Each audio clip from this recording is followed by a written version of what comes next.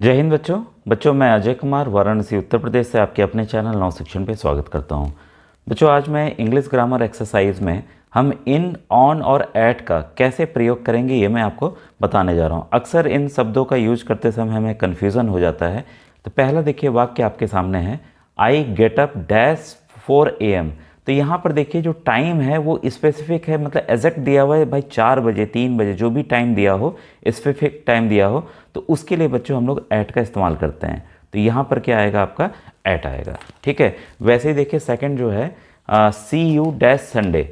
तो जब भी डे की बात आए, कोई भी डे, कोई भी वेंसडे मंडे कोई भी डे की बात आती है स्पेसिफिक डे की, तो वहाँ पर हम ऑन का इस्तेमाल करते हैं।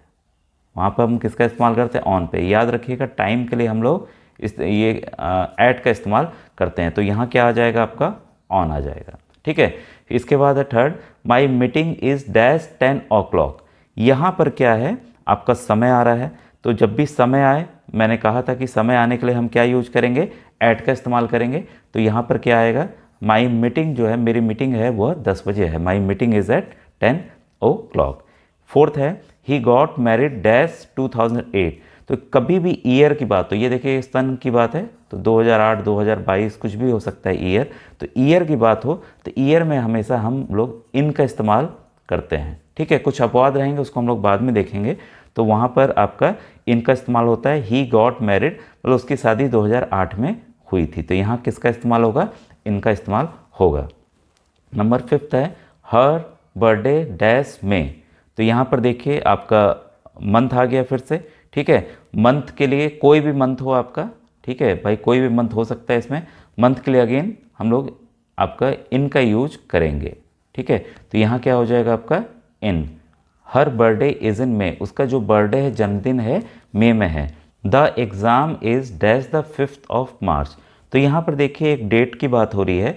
तो जब भी डेट की बात हो, तारीख की बात हो, तब हम यहाँ पर वैसे ही जहाँ डे के लिए यूज़ कर रहे थे ऑन का इस्तेमाल करेंगे। ठीक है, तो the exam is on the 5th of March।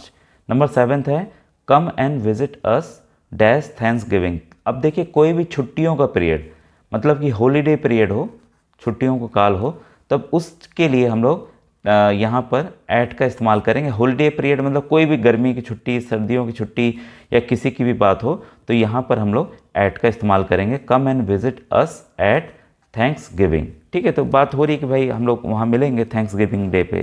ठीक है, इसके बाद है नंबर 8 है बच्चों, we go to the beach dash summer.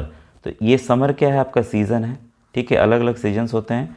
तो कभी भी सीज़न आए तो सीज़न के लिए हम लोग इनका इस्तेमाल करते हैं। We go to the beach in summer.